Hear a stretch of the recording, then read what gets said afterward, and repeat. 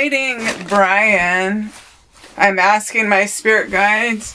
I'm inviting Brian to communicate with me. Yeah, I got chills. So Brian felt like he did not deserve to be alive, and I think that it's logical to deduce that, but I get a wave of spirit energy across my legs, confirming that that is the reason. I just keep getting him cutting his wrist. Let's see. But I'm not deep enough to actually see it yet. It's more just like a feeling of it. I'm seeing a little branch with the little bird on it. So I think that's one of the books he was reading. That's on the cover or somewhere. I don't know if they tattooed it on themselves or drew it, but it might be on the cover of one of those books he was reading. Okay. So I've said some prayers, and I'm not super opened up though, because I'm just exhausted. I don't know if I should just try and see if I get anything. So with the protection that I've called in and the angels, I'm inviting Brian Laundrie.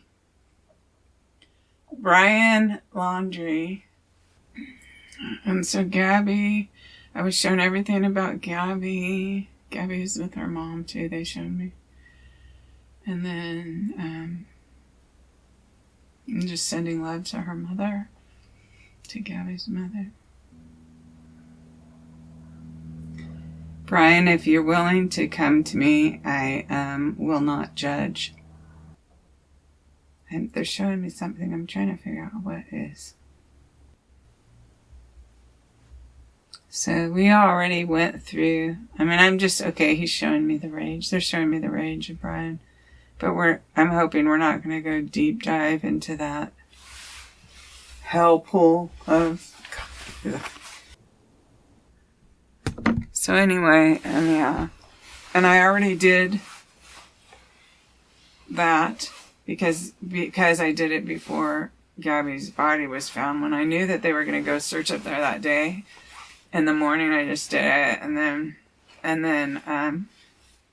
I know they usually search for a few days, so I was eating breakfast and stuff and talking to Lauren, my friend at Sweetie Pilot Channel, and then my friend Teresa and just different people and stuff. And I said, yeah, I did a reading about Gabby, and if they don't find her today, maybe I'll put it up tomorrow or something like that. And Lauren said, no, you should put it up today. You should put it up. And I was like, nah, I'm kind of tired. I'm just kicking back, just taking it easy. Cause it's like, I gotta edit out certain things because I will go sometimes off in some direction or, not really that reason. Well, there's long silences sometimes. Sometimes I almost fall asleep or sometimes they're just building an entire scene around me or taking me to a new scene or something. So there's like a lot of different spaces. I edit those out. But basically, that's what I edit out. With the Gabby, I chopped off just it was only like three. It was only 2 scenes. But it was about in a fight being in a town. Like, and it wasn't even, did I even see the fight? I just saw the town. And then it was like, I was seeing them fighting. But I didn't see like the 3 little amigos because what happened was then I told the spirit guides, enough with that. I don't want to hear all his details. All I want to know is, where is she? Where is she? So they showed me by that van, and then they showed me out the creek, and then they showed me everything that happened, but it started before they parked. It started while they were, it obviously started in town. It started while they were still driving. The vehicle was still moving when he went over to hit her in the arm, and then he accidentally grabbed her hair, but then it kind of pulled over, and then she started screaming at him.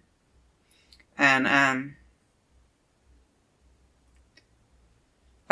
she started slapping him while he's driving, too. Not in the face. She's slapping him over and over and over.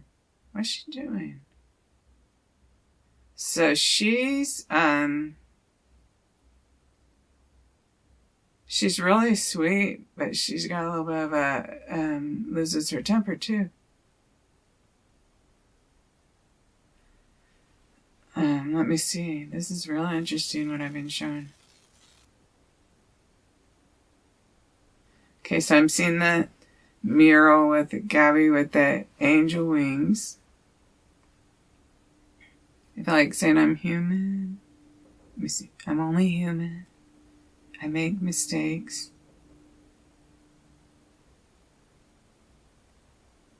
I don't even, I hate to say it, but I just gotta say, yeah, I got a chill, just spirit energy on my one leg. It's confirmed. I should say, okay, oh, now I got chills on both legs. Okay, I'm gonna let it clear and let them say it over, and I'll say what they wanted, because I know it will go against popular desire, and I don't want to be attacked, but I'm gonna say what they're giving me, because they're giving me chills and stuff. So I'm gonna go blank and let them build it up. This is the thing with these two. She is happy and stuff. And all the things you see, she's that too. But she also has a meltdown too, like the same as him, and then starts hitting him as well. Yeah, and it makes total sense. A lot of relationships get like that. When there's domestic violence, sometimes both partners are doing something to contribute. A woman gets victimized worse. Men are way stronger. It's unhealthy. And they got to get apart. That's the only way to get well again, is to be apart. Okay, so then I'm seeing, they're showing me the van. They're showing me like the trees around, where the Red, White, and Bethune people filmed. Let's see. I'm looking out. So it's like I'm behind the van, and I'm looking out towards the area where her body was found. It's like an all about fight. And this time, someone was dragging her by the hair at this point. Then she's hitting his hand going, Brian, stop it, Brian, stop it, Brian, stop it. But because he's almost got her walking backwards and almost pulled over, like, that's when he throws her in the water and starts choking her. And then he's pulling her out. I mean, when he finally chokes her to death, they're standing up. So he just had her under the water for a minute. Like, it's all these different things. Like, it's almost like building up to it, building up to it, building up to it, building up to it, and then just exploding in rage. Where, like, he's standing there and just, strangling her and stuff. I already said that before. Like, I'm not sure why they're showing me this again. They just are. I don't know if this is from Brian's side or just the spirit guides. I'm not sure what's going on, but I'm just saying what I'm seeing. So it'll become clear at some point. Oh, now I'm seeing Brian after he's, done with her body, and he's turning away now. And it's like, it's an insanity in a way. It's like I saw him stomp on her, but then like he's coming away, and it's almost like the monster that he turned into for that amount of time when he finally flipped out, is still there, but the part of him that's human and afraid of it and it's just over the top, like what he's done. Like, it's hard to even explain, but he starts to cry. Like, I see some tears, and he bites his knuckle, like all his knuckles at once. Like he puts like the bottom tooth and his mouth, and then like, and like your mouth, however wide your mouth would open, as many knuckles, and he's kind of biting on his knuckles. And he doesn't have control, and the monster part doesn't have control. neither of them has control. But the part of Brian that was in love with Gabby is crying. A little bit. Yeah, it's like, and then he's really upset, but then he's like, realizes he's got to cover it up. So I think he kind of, wipes his face off with some sort of wet cloth in the van. I don't know if it's a handy wipe or a regular cloth. Everyone's going to go, I don't like paper, don't even say that.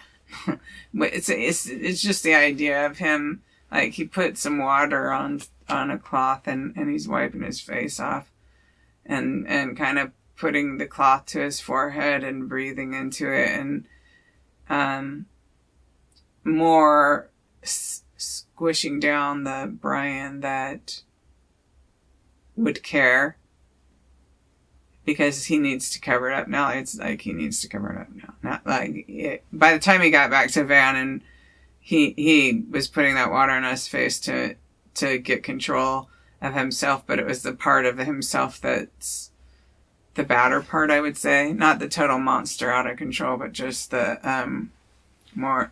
and psychopathic isn't the right word, but unfeeling, mean, and callous and gonna do it, but in a way psychopathic. I don't know. Kind of feels a little like... Okay, so...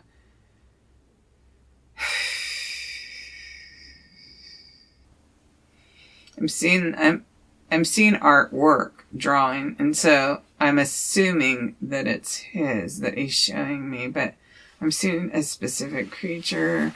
The creature, I don't know, it doesn't look human at all. It has a hat that's kind of got a wide brim that curls up. Not like a cowboy hat, but all the way around. More like a witch hat or, elf's hat or something like that. It has kind of a squabbly face, like the little, little goblins that you put on the end of your finger. The little ones made of rubber with the little hands. So I'm seeing that. And I'm seeing a little boy, and he's in the backseat of his parents' car, and he's playing with those little finger puppet things, but they're like rubber, the little monster things that have the gel. And I think it might be Brian. Like, I suspect that it is, but there's nothing. I'm seeing the little boy. The only reason I suspect it's Brian is because he's brunette. And I don't know where else to place him. But specifically, okay, they bring it again. They bring the little gel finger puppet rubber things. And and they show me one specifically, and the reason why I mention it is that's the third time that they showed me specifically. It's one that's kind of like, I would say just a goblin, it's like half a capsule shape. That would be the shape if you're drawing it. And then they always have them like one arm up, one arm down. They don't have a distinctive head or neck. They just have a couple eyes. And I got chills. That's funny. I have a feeling Brian's letting somebody know that it's actually him. They can only... Oh, this is weird. Okay, they can only give me chills on one leg, because when they give me chills on the other leg, there's a kind of mass amount of pain. On the leg with the broken ankle, when they started to give me chills, there was like pretty bad pain right by my thigh. My right thigh, where I broke my right ankle. So... And then they filled the other leg up with chills. I'm seeing going down, like, it's not a really big hill. It's actually it could even be level or just even barely a slope of, there were those little round things like children playing in the snow. Feels, if it is Ryan that they're trying to show him his childhood or something like that, it would be, but I can't say that it is. I don't know. But they're showing me this boy, appears to be the same boy that was in the back seat, a little bit older. It's hard for me to gauge age of boys because I only had a daughter. But 12 to 14 maybe. I'd like to push it to 8 to 10, but I'm kind of getting... Anyway, it's the round thing that you run and you slide on your stomach, you know, across the snow.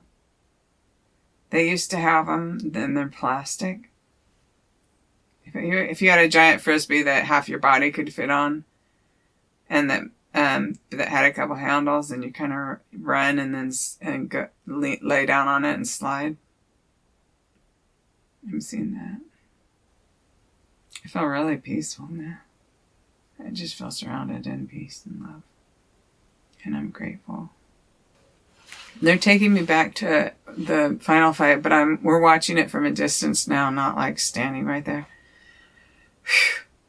And Gabby's 100% the victim, but what they're showing me is like the domestic violence awareness needs to be on the woman who's abusing, and it's more than about just leaving, than just leaving the relationship. Yeah, that is what you should do. But even in the moment, they're showing me in the moment of the fight,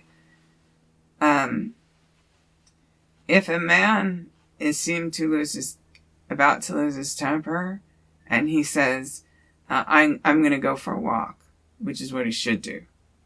You know, just go for a walk, a jog, go work that adrenaline out, till it's gone. Not at a bar, but just there like that.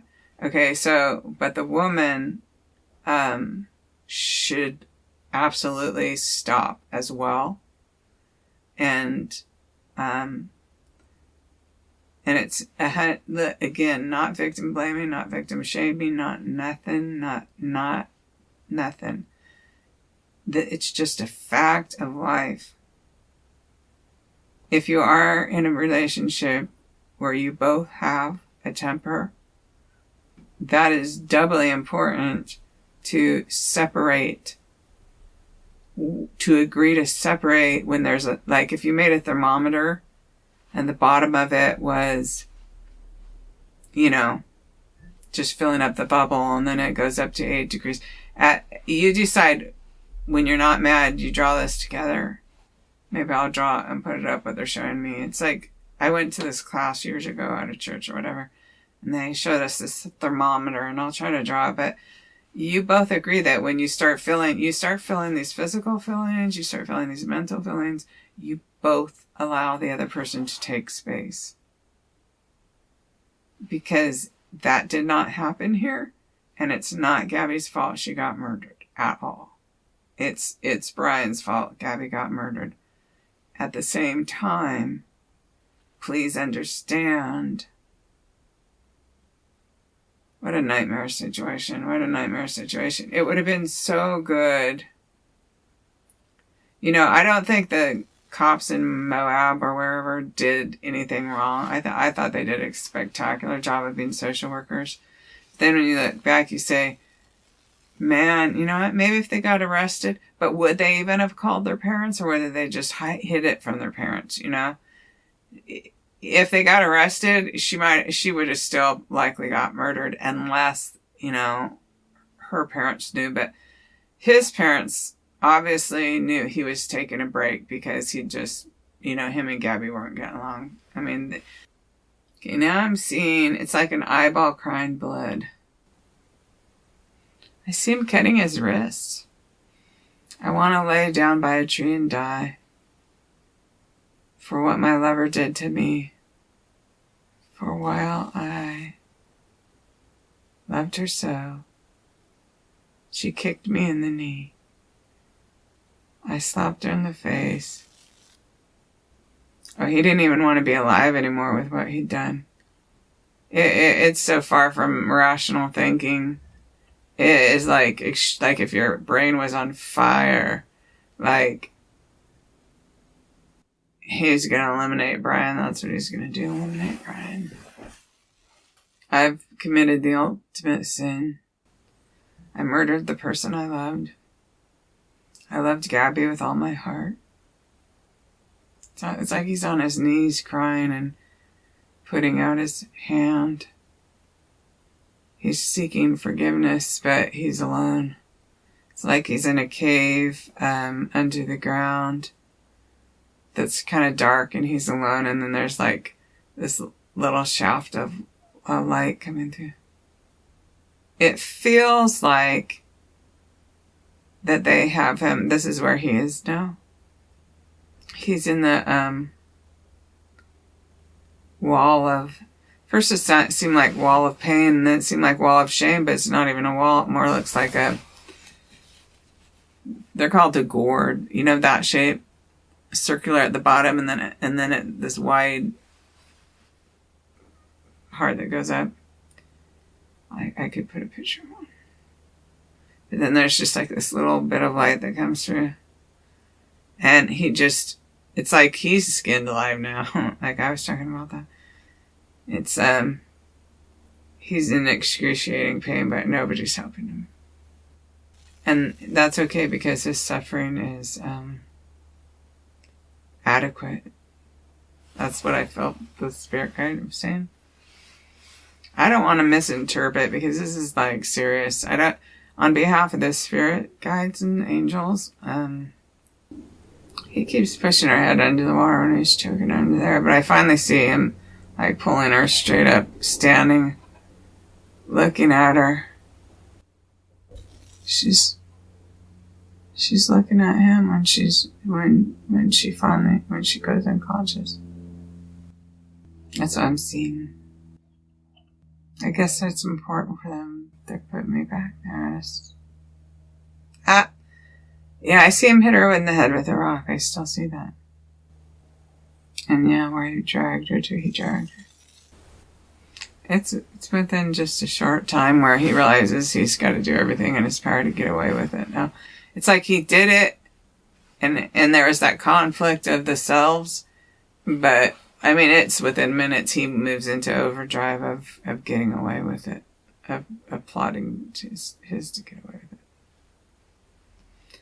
But it's important to understand too that it's like it's second degree murder in that. I mean, okay, I'm not a lawyer, but what I would say is it's not like he planned on driving up there to kill her. They got in a domestic violence fight, and there was an interaction.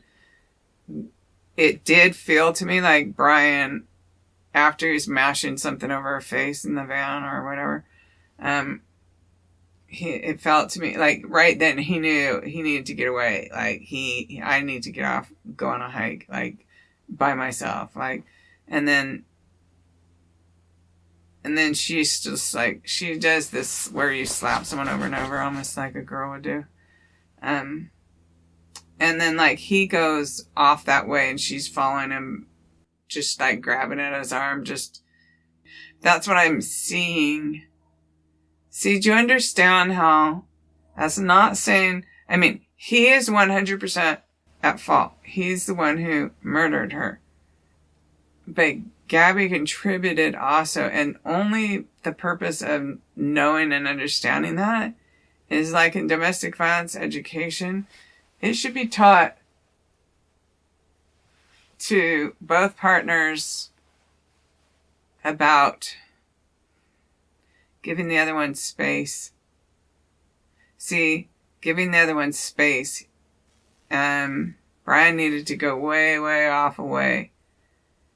Because he knew he was already out of control. And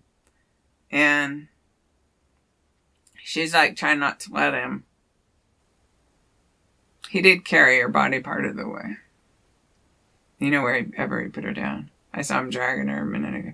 A lot went on that I mean, that was pretty much a knockdown, drag out fight. She wasn't, yeah, she's hitting him. I mean, for sure she was hitting him. I was gonna say she wasn't hitting him hard, like, she didn't have the strength to hit him super as that hard, but she definitely, you know. So, it's not blaming the victim, it's for the future of teaching physically separating from each other for the necessary amount of time to be able to come back in a place of peace and love, you know? Because they did have that too. They did. See, that's the thing. They did have that relationship as well. And, you know, living in that little van cooped up like that. Let's see. Gabby had anxiety problems outside of this abuse thing. And I got chills on my leg. On the one on the leg that's not broken. I got chill on the leg that's not broken about that. So, and, you know, I know everyone said, she said OCD and all that, and I got chill about that. But besides just, I don't know if that's self-diagnosed or what, a general anxiety. Not all the time, but there were times when she had significant amount of anxiety and in a dysfunctional way of trying to work it off, I would say harass Brian in a way, or like, and I know it sounds mean, so please don't send me all the letters, the hate about attacking the victim, because it's not blaming the victim. It's understanding so that we can like move forward with solutions that include, you're not going to fix it if you only fix the man and then treat the woman. Yeah, she is a victim. But if she's choosing to stay in that relationship, there are some ways they can work together. I mean, not right. You really should separate, but it's not always possible. Sometimes you have 3 kids and there wouldn't be enough with paying child support because someone's working on that. You know what I mean? If you are in a situation that has volatility, for one, if you're not safe, you should do everything in your power to leave. But that's why it's so sensitive of a subject to talk about, because Gabby Petito did not deserve to die. She's 100% the victim of domestic violence. But it would be smart if both partners learn techniques for de-escalation. Okay? Both partners learn techniques for de-escalation. It's not about her need to de-escalate him, but to say that she, with her anxieties or whatever, she did start slapping him and stuff like that too. It's the both of them sometimes. And it's like, oh no, she looks so sweet. She is so sweet. She's sweet. We all have some level of temper. That's why we have a temperament, right? And to me, it feels like it's not anger that drives her doing that. Like, say, turning around, slapping him on the arm over and over, or even verbally just acting like totally freaking out and stuff like that, to the point where, you know, he's having a hard time dealing with it and stuff. They show me that. Let's see what they show me. A haunted house with little bat wings coming out of it. They had a lot of loving times. Okay? So it's not like, oh, this is this nightmare relationship. They actually had a lot of loving times. You know, most of the time, I mean, it feels like he truly, before they went on the trip and stuff, he truly, I feel like saying he truly loves her, but then I feel like I hear him say, no, I don't, Donna, you're putting words in my mouth. I'm looking into an eyeball. It's more about the drawing. She saw the humor in his drawings, like, or something. Like, isn't that cute? Or isn't that bent, twisted? You know, different distortions of reality or something like that. I'm seeing the kind of post office box that has a post, that's on a post, you know, that's out by the front yard. I see, it's almost like a UPS driver or something delivering mail. But it's like to where they used to have 5 mailboxes, those mailboxes together, the kind that have the flag that flip up, on a post. And like where there's no concrete, and then it's a mailman or a UPS man or something like that. Let's put all the mail in there. And then I'm seeing the laundry hub. I wonder if you put a letter in the mail. Maybe that's why they called. Oh, I got a little bit of some spirit energy. You might have put a letter in the mail to them. See, they were just staying out of it. They were just doing what parents do and following legal advice. You know?